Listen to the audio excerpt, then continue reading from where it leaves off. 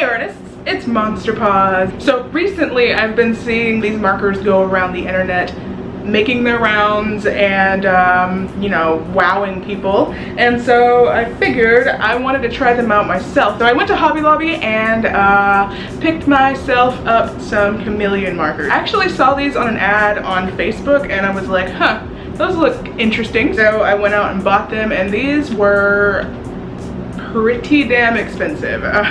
One pack of 5 was like, I think it was $26.95. I bought these a few months ago and I was gonna do a first impressions of them, and I actually filmed it, but I never uploaded it, so I'm refilming the video and I'm gonna do a more in-depth review. Before we start the video, I just want to say I am not sponsored by Chameleon Markers. I paid for these with my own money. I'm gonna give you guys my opinion on these Chameleon markers and whether or not I think they are worth the buy, or if you should just probably save your money. Okay, so right here we have the Chameleon pins, or Chameleon markers, whatever you want to call them, and I got the floral pack and the pack of blue tones. Each pack was $26.95, which would make each marker about $5.40. So they're a little bit cheaper than Copic markers if you buy them individually at Hobby Lobby. However, you can also find both Copic markers and Chameleon markers for cheaper online. I just prefer to get my markers like immediately. I don't like to wait for them. I wanted these immediately, so I went to Hobby Lobby and picked them up.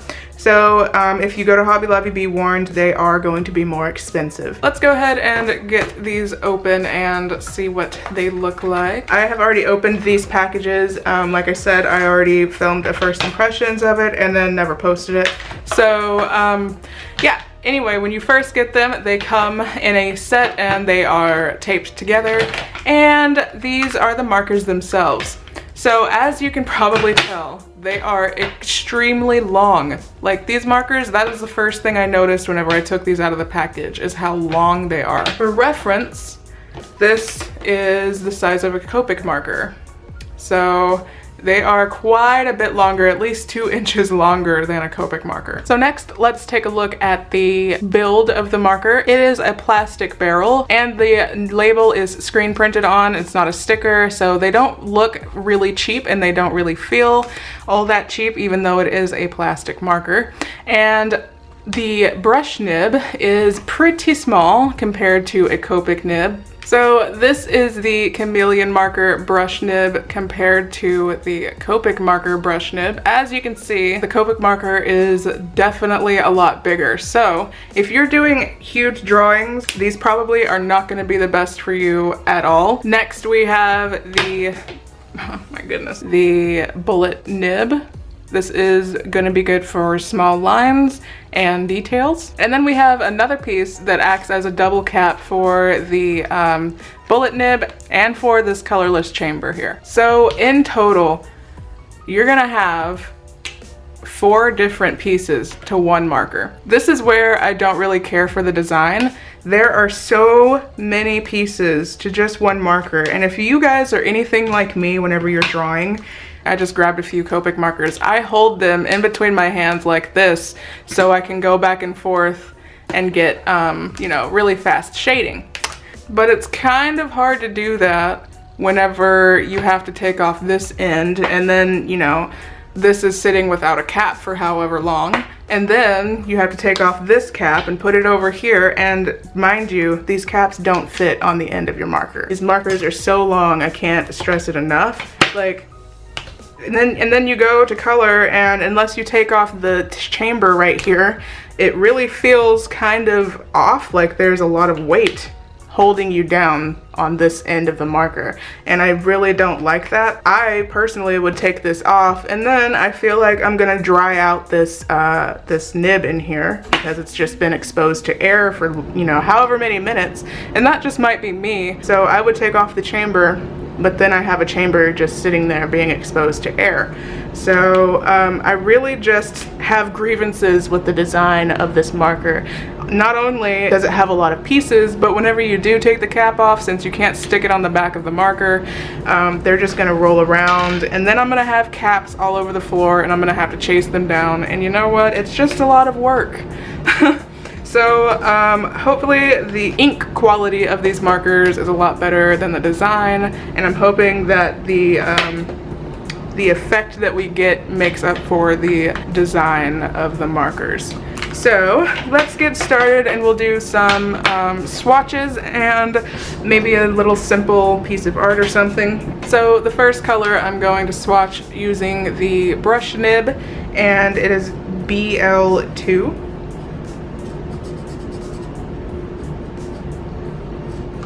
It's a very light blue color. As you can see, the name of the cap, or the name of the color, is printed on the cap using a code and then the shade name. And I'm not sure how the color code works. I know how Copic markers work, but these don't seem to be the same. So as the numbers go up, I'm interested to see if they get more dark and maybe more saturated as well. So the next color we have is BL4.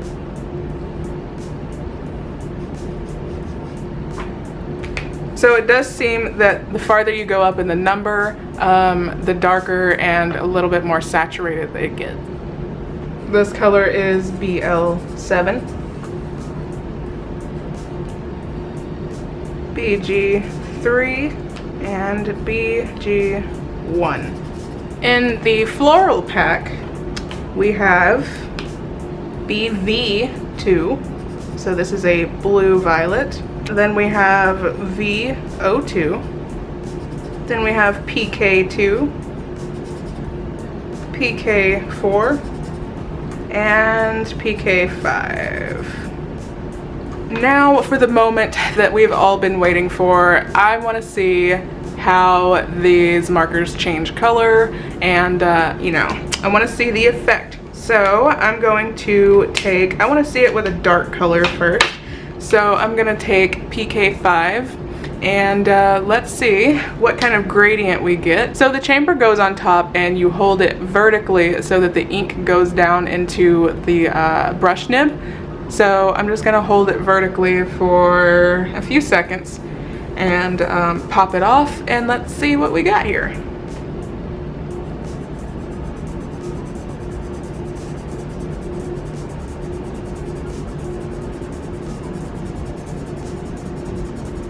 So as you can see, we do get a really pretty gradient. It starts out as a really pale pink, and it kind of just works itself back up to a really hot pink. So let's try another color here. I want to see, let's try BG3, and I'm gonna use the bullet tip this time.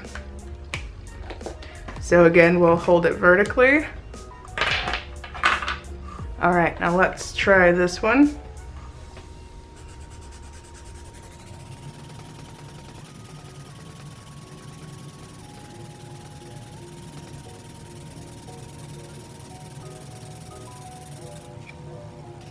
So I held the colorless chamber on there for a little while longer than I did this one. So as you can tell, it takes a longer time to work the colorless, So it takes a longer time to work the colorless ink out and get back to your original color. So therefore you have more of a gradient. See, all right, see, this is what I'm talking about. I already lost the part that connects these two. I found it, all right. So the feel of these markers is the next thing I want to talk about. The bullet tip is definitely a very hard nib, and especially whenever I was using it on this swatch right here, it kind of felt like almost using a marker that was running out of ink, and that might just be because it wasn't the smoothest blend. It kind of doesn't look as good compared to the swatch up here. The brush nib is pretty firm as well. However, the first thing I'm noticing with these brushes is how the tip it seems to be getting frayed already, and I've only used this marker to swatch, like make swatches.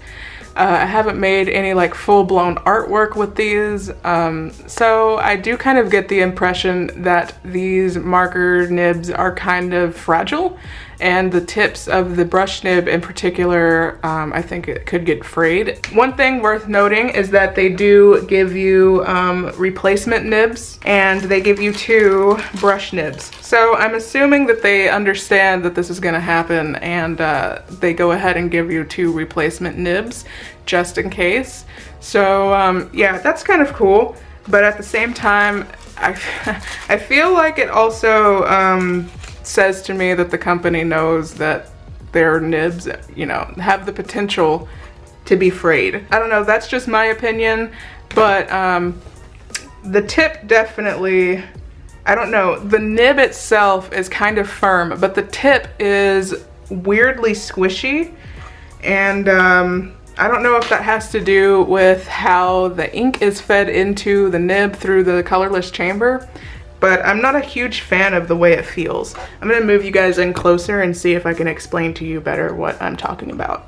So as I go down onto the paper, you can see how the nib, it doesn't form back to the way it's supposed to. I don't know, it's so weird. It's like really squishy and spongy, and I can't seem to get like a really good thin line with it unless I go really fast. And other than that, this part is really the only part that's bendy. The rest of the nib is pretty firm and it doesn't really move. I'm not a huge fan of this brush nib. One thing I can say about these markers that I do quite enjoy is the quality of the ink is pretty good, and it doesn't seem to skip much at all. So what I want to do is compare it to a Prismacolor and a Copic marker, because those are the only 2 other markers that I have. Here I have 2 Copic markers, and this is the closest color I could find to the PK4. This is RV04. So I'm just going to put a swatch right here, and then I'm going to put a swatch right here as well. So yeah, already off the bat, there is a huge difference between using a Chameleon marker and using a Copic marker. For one, I already love the feel of the nib way more. It has way more flexibility, and it keeps its shape. That's the main thing, it keeps its shape. I need something that will keep its shape. And really, I think if you take a look up close, you'll find that the Copic marker is a lot more solid and a lot more vibrant also than the Chameleon markers. Compared to the Copic marker, honestly, I feel like these Chameleon markers are very unsaturated. I don't know, they seem kind of dull whenever I'm putting them up next to a Copic marker. I don't know, it could be my mind just being biased towards Copic markers, and I already don't really care for these, but I feel like they are a little bit more, a little bit higher quality, but I don't know, it could just be me.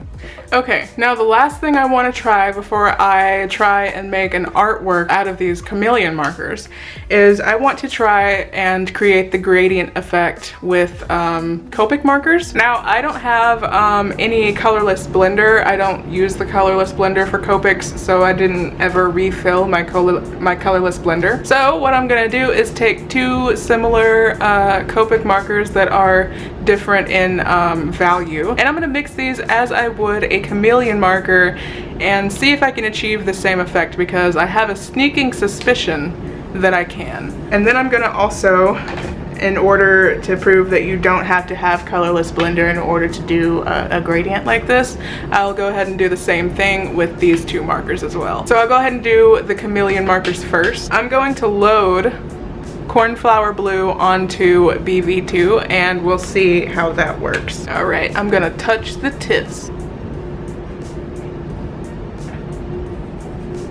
Oh my god, it's working! Holy shit! This swatch is using the Chameleon markers. I'm gonna see. All right, yeah, I didn't get really any ink from the lavender one onto the blue one, so that's good. Now I'm going to use 2 Copic markers. So I'm going to load B28 onto B63. This is a lighter, less saturated color than this one. Let's see what it does. I have a really sneaking suspicion that it's gonna be very close to this. So I am touching the tips. Here we go. It looks, oh my god. So the gradient isn't as smooth as with the Chameleon markers. However, I did just essentially achieve the same effect using markers that I really already had, and I didn't have to go out and buy a whole new separate set of markers. So, I mean, one more time, just to make sure that this is like not just a one-time thing, I'm going to use 2 separate colors like on the opposite ends of the color wheel, and I'm gonna see how that works. So I'm gonna try these 2 colors together. I think this is gonna be hideous, but I'm really curious to see if this works. So, because if it does, then I really feel like these Chameleon markers are kind of a waste of your money. I hate to be really harsh towards a product, but I really feel like you can achieve the same things without having to go out and spend extra money on a different set of markers whenever you can just use whatever you have laying around. So I'm gonna load the green onto this pink color. This is probably gonna look really gross, but I just wanna see what it's gonna look like. So I'm using the chisel end to load the brush nib. All right, moment of truth.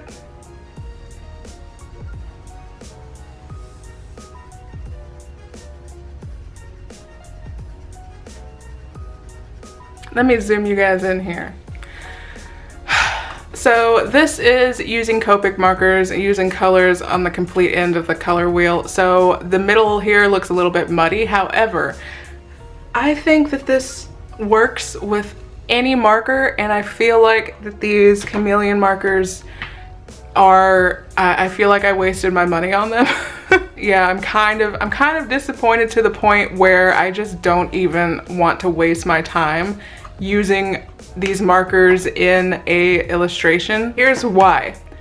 These markers are designed to, you know, make gradients, and they make simple gradients. These are not gradients that contain, you know, multiple colors at a time. This is a gradient going from no color to one color. So I feel like if I were to make a piece of art using just these Chameleon markers, it would be very, very flat and very boring, and almost like, I feel like I've seen these markers in use, in action, and I've only ever seen them being used to color something in. I've never seen them used in illustration, and I really feel like they're best suited for scrapbookers or somebody who likes to color in adult coloring books. I feel like these would be perfect for you guys. However, if you are an illustrator or an artist and you're looking for a marker that's gonna be like your daily driver, I really don't think that these are for you. In fact, I feel like these are priced in the same realm as Copic markers, and they just, I feel like the design and the ink and almost everything about these is inferior.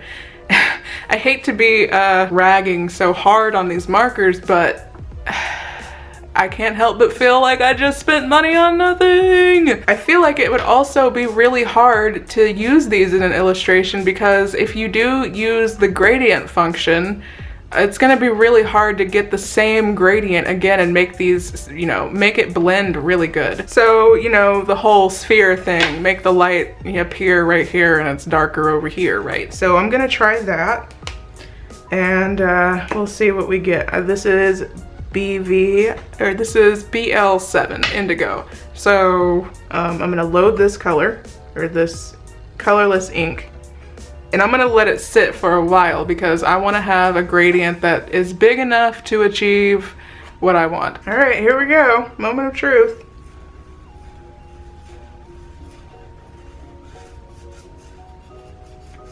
Especially with the nib being so small, I feel like it's really hard to get the effect that I want before the ink starts to, you know, turn back to its original color. And then, say I wanted to go back and blend this out, I'd have to put this cap back on here again, wait again, instead of just going in with a lighter color and blending it out.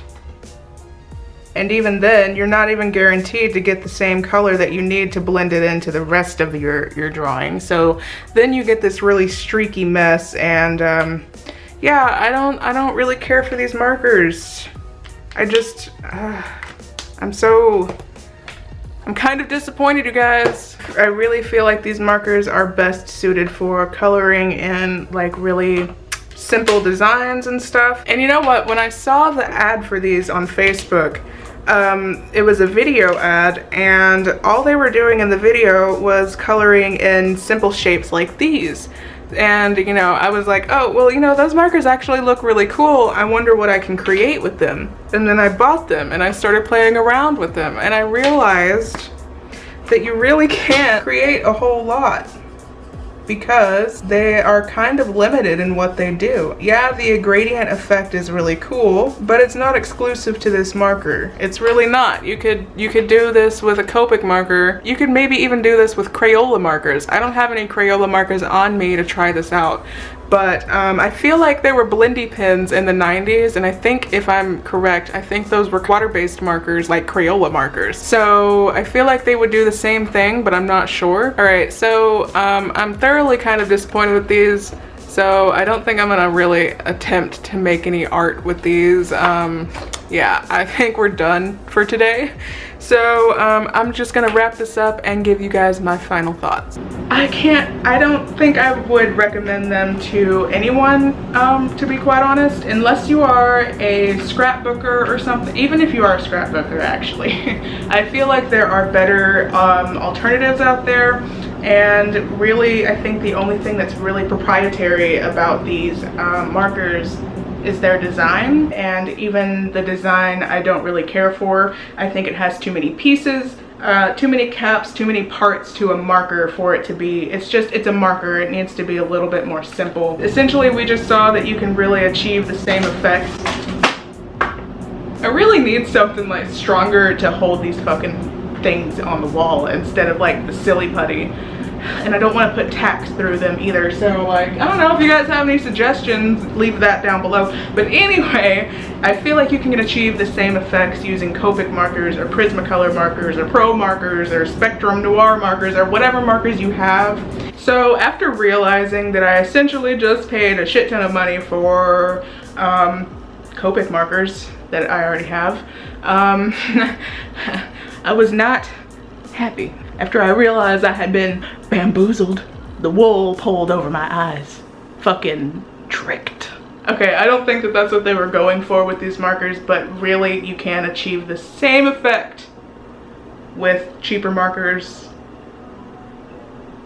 That's just me, sorry. Yeah, that's been my video on Chameleon markers. I hope you guys liked it. If you did, don't forget to smack that ass on that like button. You can also follow me on Facebook, Twitter, and Snapchat and Instagram. I almost said Tumblr. No more Tumblr. I don't use Tumblr anymore. You can also subscribe. We do art things. Alright, you guys, I will see you in the next video, and remember, don't quit your daydream.